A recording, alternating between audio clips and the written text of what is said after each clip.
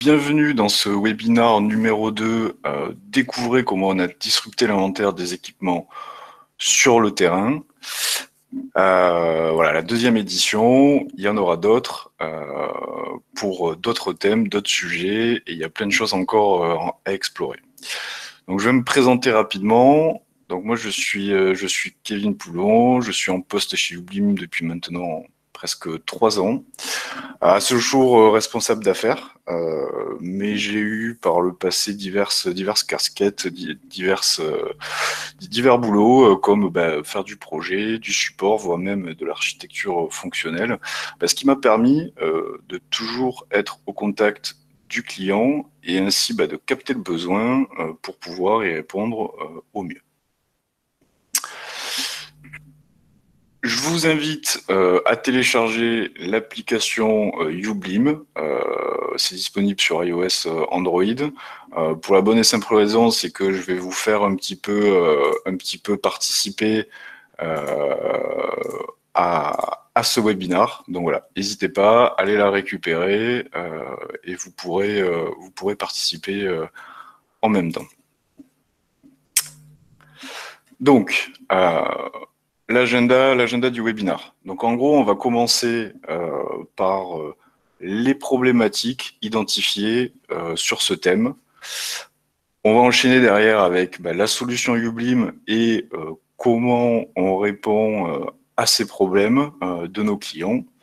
On rentrera un peu plus dans le concret encore en exposant comment on y a répondu vraiment avec notre solution, comment on a déployé les usages sur le terrain, et puis on finira par une session de questions-réponses.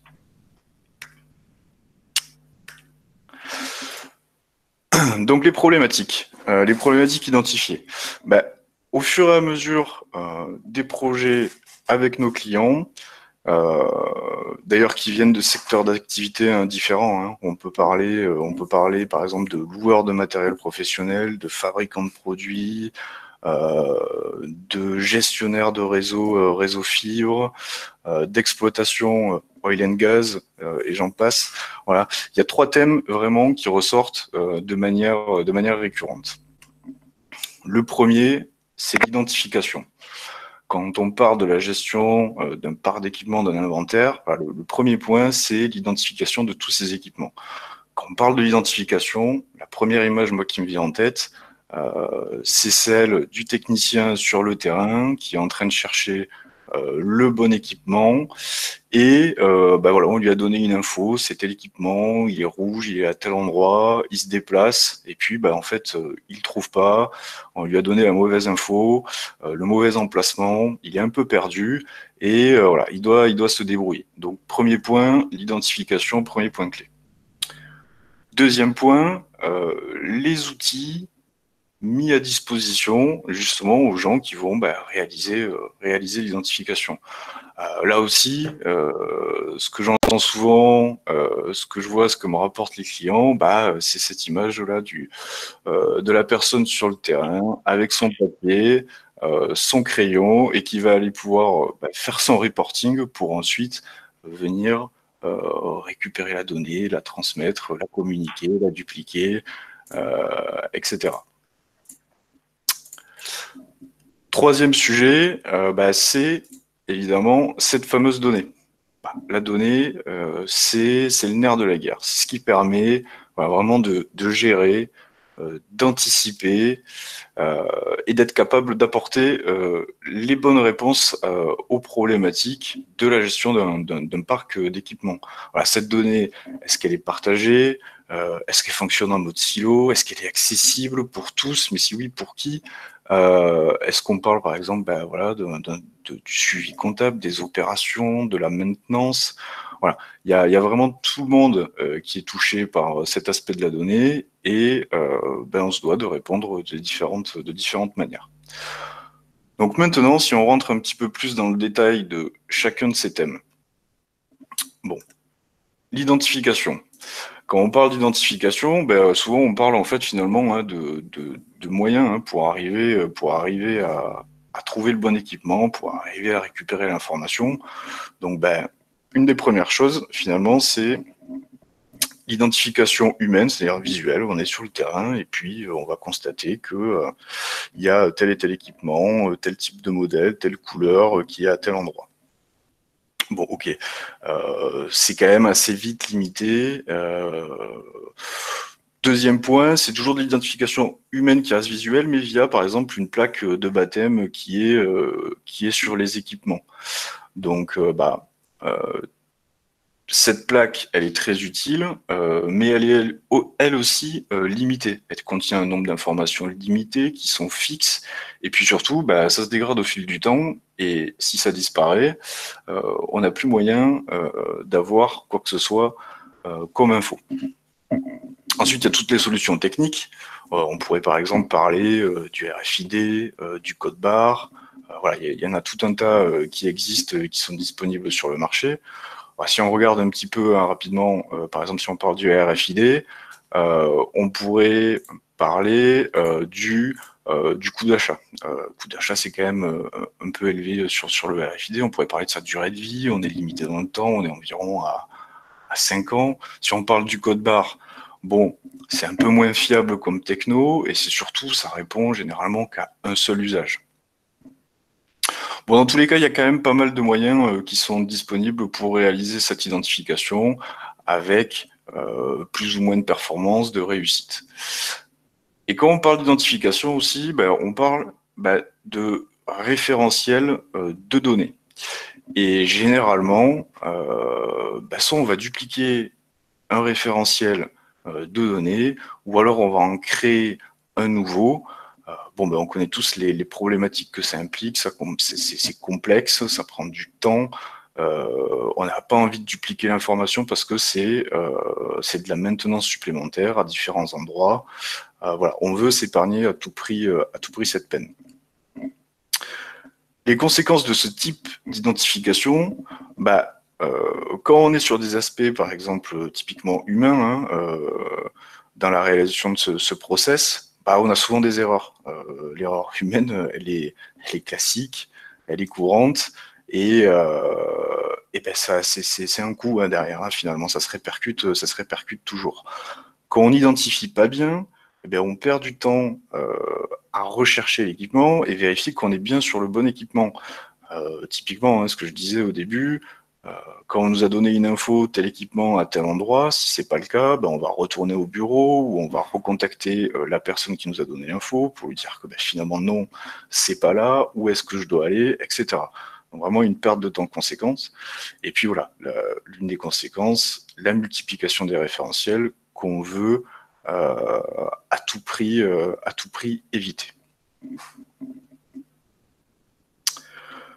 Le deuxième thème, c'est les outils.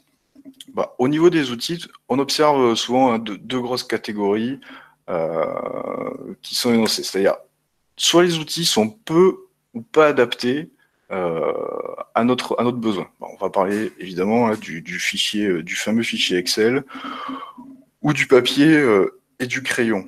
Voilà, c'est clairement, ça devient de plus en plus archaïque. Le deuxième sujet, c'est les outils qui sont trop spécifiques. On va parler par exemple d'EAM, donc tout ce qui est gestion d'actifs d'entreprise, Enterprise Asset Management. On va parler de GMAO, la gestion de maintenance assistée par ordinateur. Alors, concrètement, sur ce qui est les aspects, par exemple, papier, je sais que, par exemple, il peut y avoir des contraintes légales qui existent sur ces thèmes, mais c'est en train de s'assouplir au fur et à mesure. Voilà, par exemple, on voit bien aujourd'hui, c'est actuel, c'est l'actualité, avec la crise, on rentre de plus en plus dans le digital, on y est amené, on y est forcé, donc vraiment, ce sont des contraintes qui sont plus ou moins maintenant en sursis. À l'inverse, quand on parlait d'outils, il y avait aussi une crainte qui était de dire si on perd la donnée, on parle de données en silo, on pouvait parler aussi de sécurité. Bon, ces sujets-là sont aussi en train de s'effacer avec l'arrivée du cloud. Le cloud permet, lui, maintenant, de résoudre ces problématiques, de rassurer les clients et d'aller atteindre vraiment les bons requirements. Bon, mais en fonction des types d'outils, qu'est-ce qui se passe? Ben, quand on est sur du papier, sur du Excel, c'est-à-dire la personne qui va être sur le terrain, qui va récupérer une première fois la donnée, que ce soit d'ailleurs hein, sur Excel ou au papier, hein, qui va retourner au bureau pour rentrer l'information dans un autre outil, et ainsi de suite. Parfois, la chaîne elle est multipliée comme ça par 2. Bon, ben, on est sur de la triple saisie, on est encore dans l'action humaine. Bon, on arrive fatalement, à un moment donné, à de l'erreur dans la donnée. Ensuite, concernant, on va dire, les applications spécifiques, des applications dédiées, c'est souvent des applications assez complexes à utiliser qui sont vraiment voilà, spécifiques à une activité. Donc, qu'est-ce qu'on entend par là? Ça veut dire que on a des équipes qui sont assignées à réaliser une tâche particulière et qui sont formés vraiment pour utiliser cet outil. Évidemment, on ne va pas se le cacher, ça implique de la formation, des gens assignés, des outils qui sont souvent quand même des grosses usines à gaz, ça a un coût important direct voilà, sur ce besoin qui est la gestion du parc. Le troisième thème, c'est la donnée. La donnée, c'est quelque chose qui, j'en parlais au début, c'est vraiment ce qui va nous permettre de piloter. Et malheureusement, souvent, ces données qui sont critiques hein, dans la gestion du parc d'équipement, soit elles ne sont pas disponibles sur le terrain. Donc, quand on parle de données critiques, on va parler de quoi? On va parler par exemple de l'état de l'équipement, d'un identifiant pour vraiment bien le repérer, d'un dernier lieu d'exploitation. Ça n'existe pas sur le terrain. Ou alors, à l'inverse, hein, on a l'information sur le terrain, mais pas forcément dans les bureaux. Ou alors cette info, elle est tout simplement pas à jour. Et avoir l'information erronée, clairement, c'est pas possible. Ou pas partagée.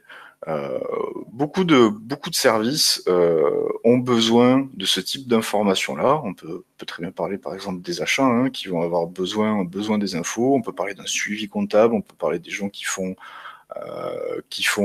la maintenance de ces équipements. C'est vraiment pas dédié à une seule activité. Il y a un impact qui est assez transverse. Voilà. Et c'est pas forcément disponible ou partagé.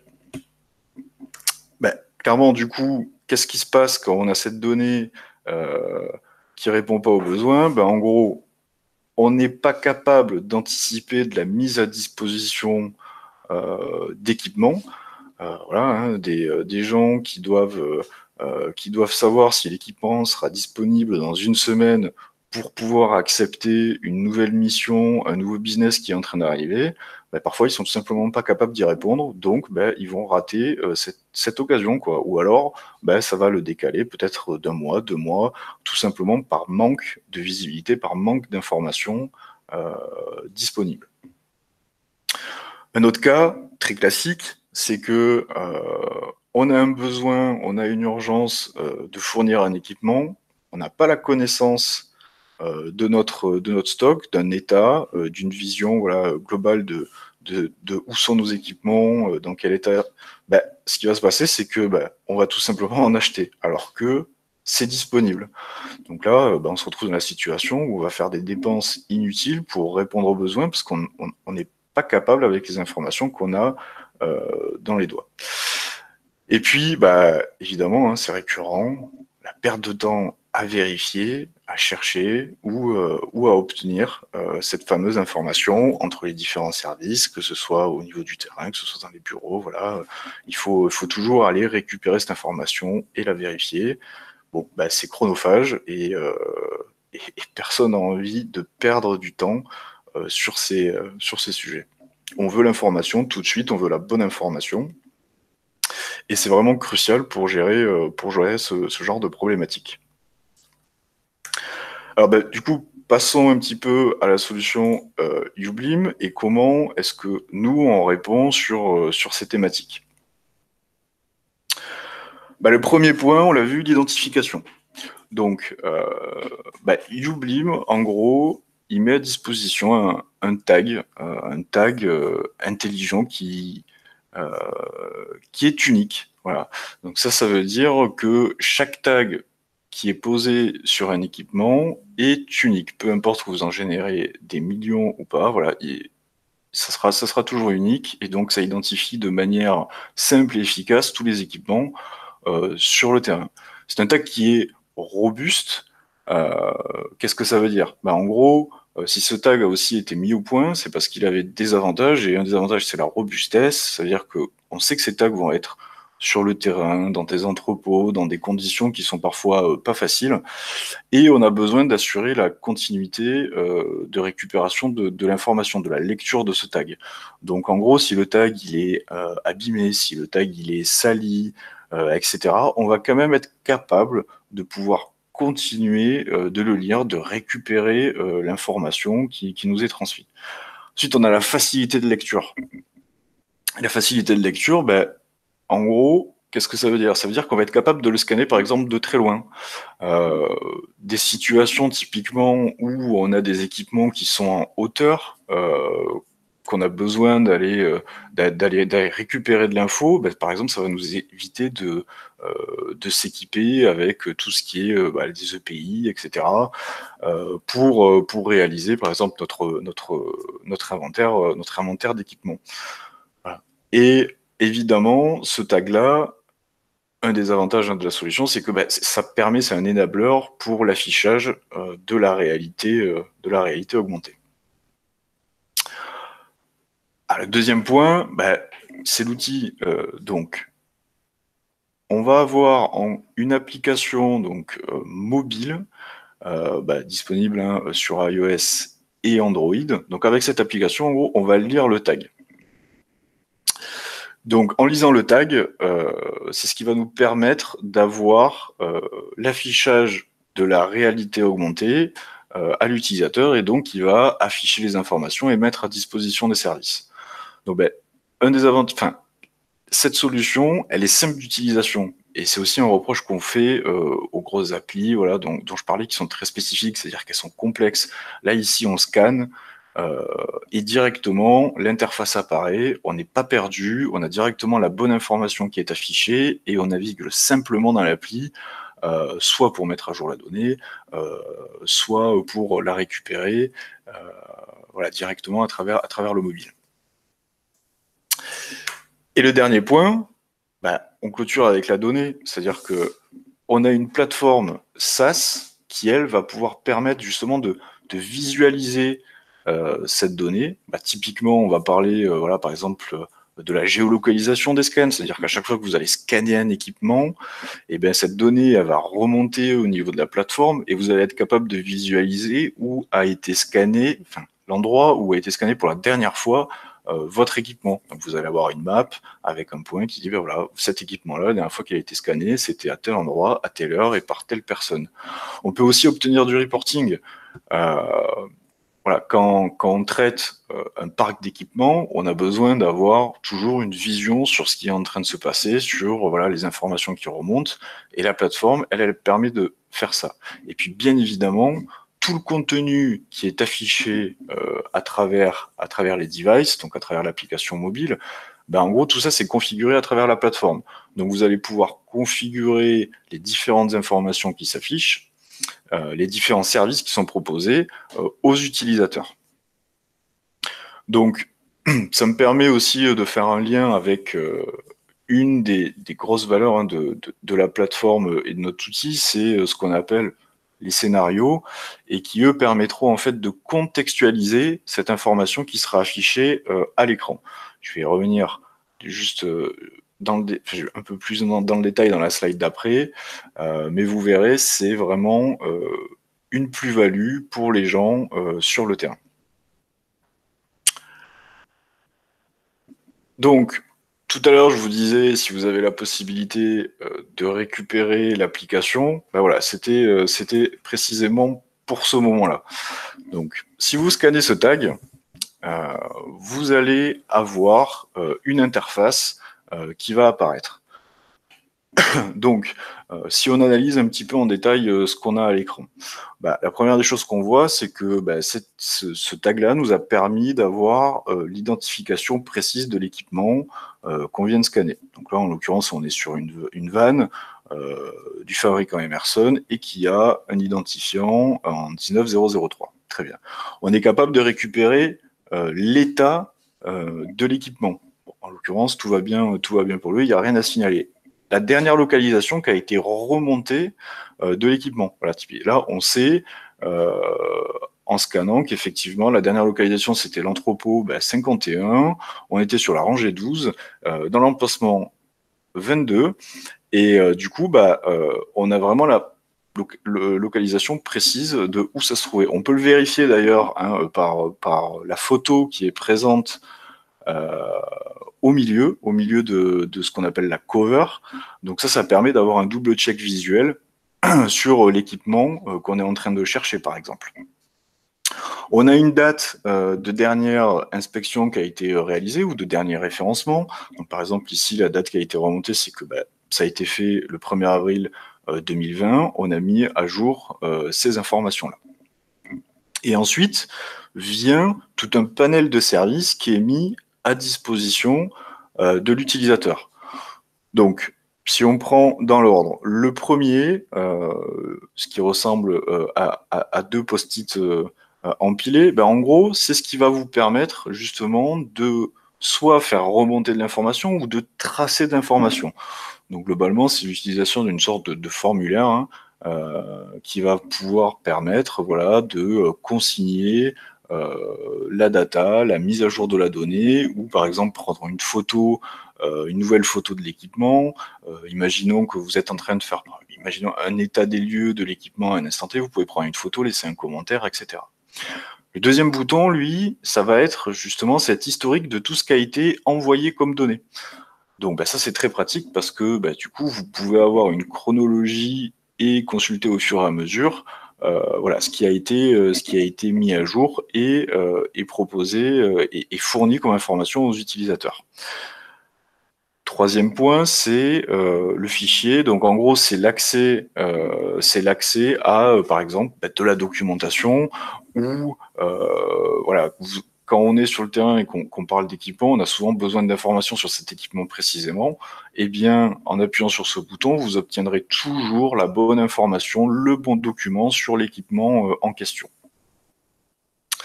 Ensuite, on a le téléphone, hein, donc quand on gère des assets, on a souvent des personnes en lien direct qui sont soit les référents, soit ceux qu'il faut appeler en cas, par exemple, de maintenance de l'équipement. On a besoin de ce numéro de téléphone pour contacter facilement la bonne personne et pas se balader entre les différents services. Donc en appuyant sur ce petit bouton, vous aurez toujours la bonne personne au bout qui va pouvoir répondre à votre besoin. Et le dernier, c'est l'email, c'est le même principe, une configuration d'une personne à contacter ciblée en fonction de l'équipement. Si on pousse le concept un petit peu plus loin, et ça fait le lien avec ce dont je parlais sur les scénarios, et si vous avez scanné le BLIM, en fait, vous n'avez pas obtenu la première interface que je vous ai décrite, mais la deuxième. Donc en gros, ça c'est grâce au scénario. C'est vraiment la contextualisation de l'information que vous allez avoir affichée sur votre device mobile en fonction de qui vous êtes. En l'occurrence, sur la première interface, moi, j'étais identifié en tant qu'employé de la compagnie. Donc, j'ai pu accéder à un panel complet de services et d'informations qui m'ont été proposés. Et si on regarde la deuxième capture, on se rend compte qu'en fait, on a moins de services qui sont proposés et on a de l'information qui a été enlevée. Pourquoi? Parce qu'on ne veut pas forcément donner le même niveau d'information en fonction de qui va scanner ce tag. En l'occurrence, c'est quelque chose que j'ai mis public, donc accessible à tous. Mais voilà, il y a plein de cas d'usage où on va se rendre compte que c'est important, même si la personne ne fait pas partie de l'entreprise, qu'il accède quand même à un niveau d'information. Typiquement ici, le parti pris qui a été fait, hein, c'est de dire, on va quand même donner le nom de l'équipement, son état. Voilà, le dernier état connu, c'était qu'il n'y avait rien à signaler sur l'équipement. Par contre, on n'a pas la localisation, en l'occurrence, par exemple, si on parle d'entrepôt, etc. Voilà, c'est pas forcément une information qu'on a envie de communiquer, mais par exemple, on va pouvoir accéder à l'historique de ce qui a été fait dessus ou les informations qui ont été remontées. On va aussi pouvoir accéder au numéro de téléphone de la personne qu'il faut contacter si on a besoin, voilà, d'une intervention ou d'informations sur l'équipement. Et pareil pour le mail. Et on garde aussi la date de dernière inspection. Donc tout ça, c'est modulable. Et vraiment, voilà, vous allez pouvoir configurer tous ces aspects en fonction de ce que vous voulez donner comme information, soit pour le public, soit pour les gens de votre entreprise. On peut imaginer aussi pour de la sous-traitance. Alors, on peut atteindre tout ce champ de possibilités grâce au moteur de scénario. On a vu du coup la partie mobile. Parlons un petit peu de la plateforme. Donc, quand on a récupéré cette data sur le terrain, vous en avez aussi besoin à travers cette plateforme. Et qu'est-ce qu'on en fait? Là, qu'est-ce qu'on voit déjà à l'écran? Ça, c'est la vision en fait de un équipement, d'un objet présent sur la plateforme. Donc on va retrouver son tag qui est associé, sa photo qui l'identifie, puis tous les paramètres en fait qui sont la donnée, hein, qui vont être communiqués sur le device mobile. Donc que vous allez pouvoir modifier, changer à travers la plateforme sans forcément être sur le terrain, évidemment. Et puis surtout, vous allez voir en fait tout un historique de ce qui a été fait sur cet objet. Donc typiquement, quand moi j'ai préparé ce tag, en gros, d'ailleurs, hein, vous voyez très précisément maintenant où est-ce que je suis. Vous avez la géolocalisation précise du dernier emplacement qui a été scanné de ce tag. Voilà. Vous avez une liste, en gros, de toutes les personnes qui ont scanné. Si jamais la personne n'était pas identifiée, ça remonte comme tel, mais dans la plupart des cas, voilà, les gens sont identifiés, donc on sait qui l'a scanné, à quelle date, à quelle heure, ou à quelle adresse. Et voilà, vous avez aussi cette vision sur la carte. Donc vraiment l'idée, hein, c'est l'exploitation de cette donnée et comment est-ce qu'elle nous rend service au fur et à mesure du temps, comment est-ce qu'elle nous fait gagner du temps dans la réalisation de cet inventaire, de cette gestion de parc d'équipement. Mais on peut aller encore plus loin sur ces thèmes. Quand on parle de données, ici, en fait, vous avez une capture d'écran, alors très petite, hein, c'est un petit peu fait exprès, mais en gros, l'idée, c'est que on a des outils de BI, des outils de reporting, et ça nous permet d'aller encore plus loin dans l'analyse et dans le fait de pouvoir fournir du service. C'est-à-dire que, typiquement, dans la gestion d'un parc, vous avez toujours besoin d'être au courant des dernières choses qui sont en train de se passer sur le terrain, des mises à jour, etc. Mais on peut très bien imaginer que quand vous avez certains équipements qui passent, par exemple, dans un statut qui est hors d'utilisation, hors d'usage, qui sont en panne, ou qui viennent d'être mis à disposition, ou qui vont être, par exemple, disponibles dans la prochaine semaine, des alertes qui vont pouvoir être créées, et ainsi vous allez pouvoir être prévenu et anticiper justement toute la gestion de votre stock. Voilà. Donc on peut aussi imaginer que vous avez déjà vos outils de BI, hein, d'ailleurs, et on pourrait très bien les connecter à notre plateforme pour pouvoir vous communiquer ces données et ainsi, voilà, pouvoir que vous puissiez gérer tout cet environnement de manière autonome de votre côté en utilisant vos propres outils. Il y a beaucoup de choses qu'on peut faire là-dessus. Voilà, on a cette plateforme, elle est équipée d'API. Donc en gros, hein, ce sont des interfaces informatiques automatisées qui vont pouvoir permettre d'échanger de la donnée avec votre système d'information de manière tout à fait transparente et synchronisée. Du coup, comment est-ce qu'on a vraiment appliqué ces cas sur le terrain? Donc, ici, on est dans le cas d'un exploitant oil and gas. Donc comment ça se passe globalement? En gros, il y a des bateaux qui sont en mer et qui font de l'extraction de pétrole.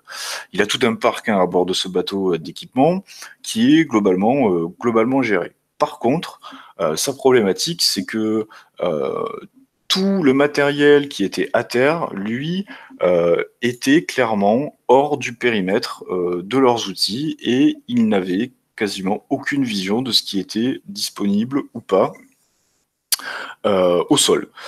Ça sous-entend quoi? Ça sous-entend que, en gros, sur cette plateforme, ces vannes-là, c'est des vannes qui sont utilisées, et puis à un moment donné, soit elles sont en panne, soit elles fuient, il faut les remplacer. Il y a même des opérations de maintenance programmées où ça va être un arrêt total, et on va devoir faire une maintenance globale de tous ces équipements. Donc, quand on est dans une situation d'urgence, quand ils étaient dans une situation d'urgence, ce qui se passait, c'est que ils allaient essayer de trouver la bonne pièce dans les entrepôts au sol.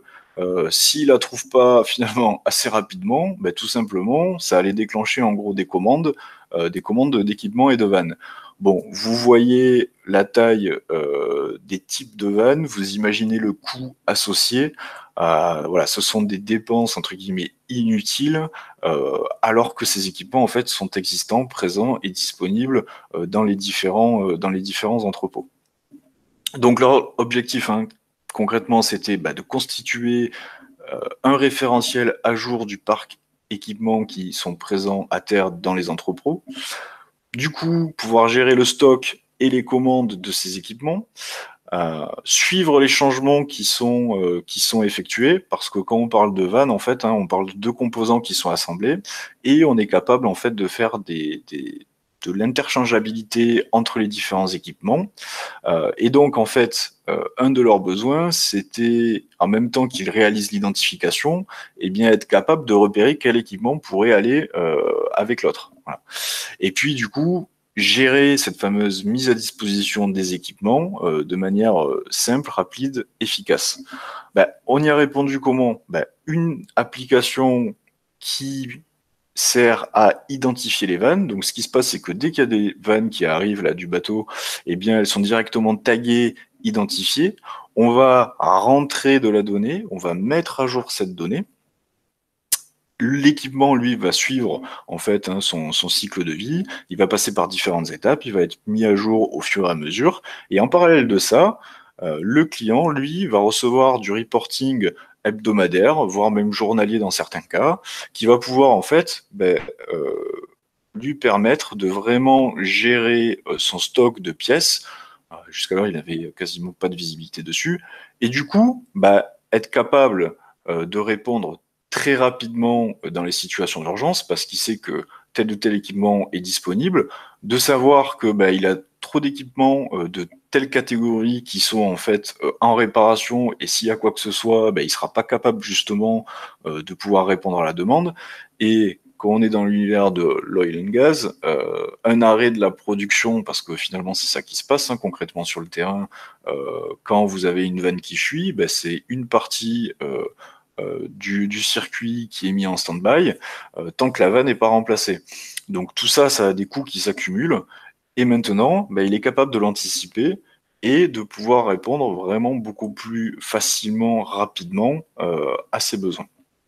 Donc le résultat, c'est une très bonne adoption par les équipes terrain, donc que ce soit prestataire ou interne, un référentiel à jour qui fournit la bonne information, un état, un lieu, et qui permet de réaliser d'économies de temps et d'argent. Parce que là aussi, cet aspect finalement géolocalisation, il est super important. On parle d'entrepôts, vous voyez sur les images, la tête qu'ont ces entrepôts, ce sont des entrepôts immenses avec des équipements qui se ressemblent. Quand on cherche un équipement, c'est complexe. Donc, typiquement, avant de se rendre dans les entrepôts, la première étape maintenant qu'ils font, c'est qu'ils vont en fait être sur la plateforme, regarder quel type d'équipement ils ont besoin et ainsi pouvoir constater le dernier lieu dans lequel il était présent pour pouvoir se rendre dans le bon entrepôt et commencer à chercher déjà au bon endroit le bon équipement. Donc les petits plus finalement de cette solution, c'est alors il y a une recherche d'équipement sur le terrain via l'application mobile. Donc ça, c'est quelque chose qu'on a mis au point voilà, particulièrement pour eux. C'est-à-dire que le BLIM, un de ses avantages aussi, c'est qu'on est capable d'en lire plusieurs en même temps. Et dans ce type d'entrepôt, quand vous cherchez un équipement particulier, vu qu'ils se ressemblent tous, c'est pas facile. Donc en gros, ce qui se passe, c'est que le technicien qui est sur le terrain, qui va chercher son objet, il va rentrer une référence dans son application, et puis il va se balader avec son smartphone ou sa tablette, et ainsi être capable, en fait, en passant devant les tags, d'avoir une surbrillance qui va s'afficher en vert, finalement, dès qu'il trouve le bon équipement, et en rouge à chaque fois qu'il passe devant le mauvais tag.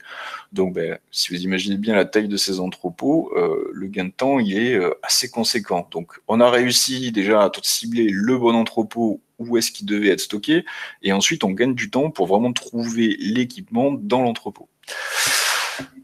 Voilà. Ensuite, deuxième cas, là on est sur un client qui fait de la gestion et de la maintenance d'un réseau fibre optique pour les professionnels.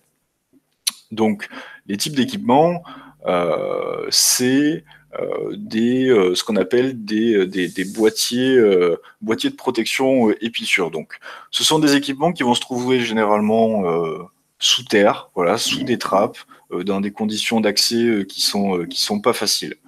On le voit sur l'image, hein, ce sont ce type de boîtes qui se ressemblent toutes et qui sont du coup évidemment difficiles à identifier. Surtout que d'ailleurs dans ce type d'endroit où sont centralisés les différents boîtiers, différents en fait prestataires ou boîtes qui gèrent ce réseau interviennent au même endroit. Donc chacun est propriétaire de telle ou telle boîte. On s'imagine tout de suite les difficultés à identifier les bonnes. Donc son besoin, qu'est-ce que c'était ? C'était de permettre l'identification des équipements sur le terrain sans avoir à démonter ou sortir l'objet. Parce que jusqu'à présent, ce qui se passait, c'était que le technicien, on lui disait d'intervenir à tel endroit, il s'y rendait très bien, mais il devait chercher la bonne boîte. Donc vous imaginez bien que accéder déjà à la boîte, c'est complexe, et si en plus il doit ouvrir chaque boîte pour vérifier qu'il intervient bien sur la bonne, clairement, la perte de temps est énorme. Ensuite, on a à obtenir un état de l'équipement à un instant T et les informations nécessaires à l'intervention. Parce qu'en fait, à l'intérieur de ces boîtiers, vous avez ce qu'on appelle des cassettes. Ces cassettes, c'est ce qui va permettre justement de raccorder les différents réseaux, par exemple votre immeuble à cette borne, et ainsi de suite. Donc là, il y a plusieurs problématiques qui sont de savoir quelle broche va avec quelle broche, et sinon, est-ce que le boîtier n'est pas tout simplement déjà plein? Voilà. Donc en gros, avec l'application uBLIM, ce qui se passe, c'est que maintenant, quand il réalise une intervention, il va scanner le tag, il va directement savoir à quel boîtier ça correspond, il va avoir directement la mise à disposition d'informations sur le contenu sans avoir à ouvrir le boîtier. Il va pouvoir aussi avoir diverses informations, comme par exemple la date de la dernière intervention qui a été réalisée, la dernière maintenance ou la dernière action qui a été faite en fait sur le boîtier. Bon, le gain de temps sur chaque intervention, il a été estimé à au moins 15 minutes. Parce que sinon, vous imaginez bien qu'on doit descendre, qu'on doit démonter, qu'on doit vérifier tout ça, alors qu'on s'est trompé de boîtier. Bon, c'est une perte de temps drastique. Ensuite, on a aussi cette utilisation d'interfaces différentes en fonction du type d'utilisateur. Je vous l'ai dit, il y a différentes entreprises qui interviennent au même endroit. Ils se sont dit tout simplement, ça serait une très bonne idée de pouvoir aussi fournir de l'information à ces personnes-là pour éviter qu'en fait, elles viennent ouvrir nos boîtiers, potentiellement les endommager ou intervenir sur le mauvais boîtier. Parce que ça arrivait que, par exemple, ils coupent de la connexion sur des connexions qui ont été coupées par d'autres intervenants, alors que ce n'étaient pas les boîtiers qui les concernaient ou qui leur appartenaient. Donc finalement, ils ont de l'information détaillée pour leurs équipes, et ils ont aussi de l'information publique pour les autres qui passent au même endroit pour éviter finalement pas mal de problématiques. Et on a toujours ce gain de la remontée directe d'informations depuis le terrain, c'est-à-dire que dès qu'il y a quoi que ce soit qui va être modifié, hop, cette donnée elle va être envoyée et elle va mettre à jour le système. Alors le plus ici, c'est qu'en fait, ce client-là, il avait déjà de l'information. En fait, chez lui, il avait déjà certains outils. Donc, ce qui s'est passé, c'est qu'on a mis en place une synchronisation et une mise à jour du SI client automatiquement via les API de la plateforme Fusion. Donc ça veut dire quoi? Ça veut dire que ce client, il a gardé son référentiel. Ce référentiel-là, il est déversé chez nous, voilà, régulièrement, ce qui permet au client d'avoir un référentiel unique qu'il maîtrise avec un outil dont il avait déjà l'habitude. Et ça, clairement, c'est un gain de temps en termes de maintenance. Voilà. On a exactement la même chose qui se passe pour tout ce qui est les informations terrain. Il y a toute cette synchronisation qui est en place. Et quand nous, on va pousser de la donnée, qu'on va récupérer de la donnée terrain, c'est quelque chose qu'on va lui communiquer à lui directement et de manière automatisée. Bon, on passe aux questions-réponses. Je vois que j'ai un petit peu dépassé sur l'heure annoncée. Qu'est-ce que nous avons Est-ce que nous avons des questions qui ont été posées? Ça m'a l'air assez calme. Est-ce que vous auriez quelques questions qui viendraient là en fin de session sur ce thème?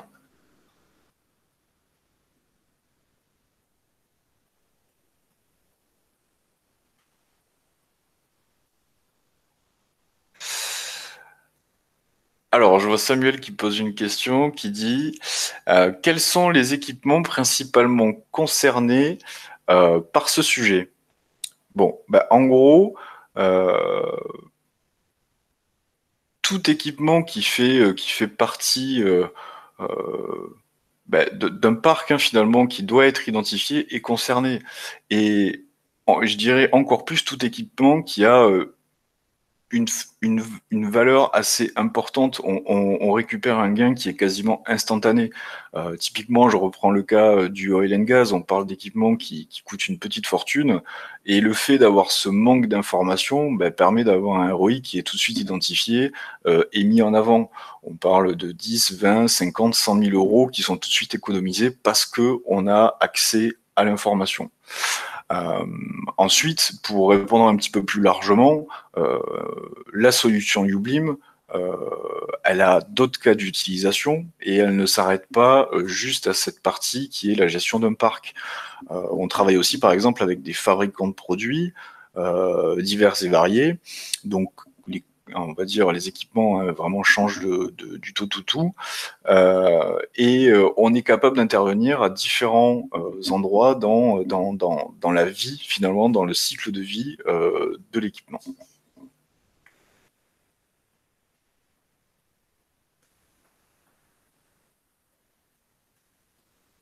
Ok, est-ce que nous avons, est-ce qu'on a d'autres questions qui arrivent?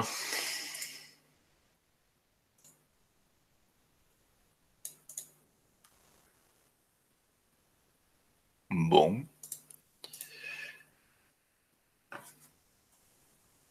Il semblerait que non, donc j'espère que c'était super clair. Bon, écoutez, il me reste... Ah, si, une dernière question est d'arriver. À quel moment sont créés les BLIM? Qui les programme est fait en interne par l'entreprise ou par vous? Ok, ça c'est une super question. Donc, en fait, les tags, donc les BLIM, sont gérés directement à travers la plateforme Fusion.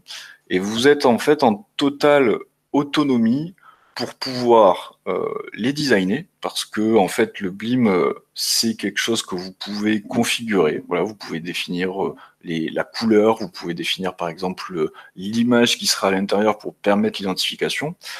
Et ensuite, vous allez être autonome pour les générer. C'est-à-dire que vous allez pouvoir, à travers la plateforme, en générer 1, 10, 100, 1 million. C'est exactement le même process et vous serez entièrement autonome pour pouvoir réaliser cette activité. Donc voilà, si vous utilisez la solution, vous aurez accès à la plateforme et vous pourrez gérer ça en toute autonomie.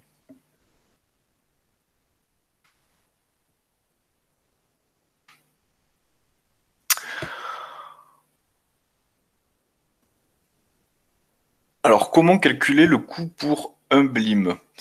Donc, en gros, hein, pour répondre à cette question, on a en fait divers critères pour pouvoir y répondre. C'est-à-dire que le coût, on fonctionne déjà sur un abonnement. Donc, en fonction de l'abonnement, vous allez avoir un volume de tags et d'objets hein, qui vont être mis à disposition en fait sur la plateforme. Voilà. Donc généralement sur les abonnements, on va plutôt être de l'ordre d'environ 2 € par équipement au niveau du coût par an. Voilà. Sur les abonnements les plus faibles. Évidemment, ce sont des prix qui sont progressifs et qui vont diminuer en fait finalement en fonction du volume qui va être demandé.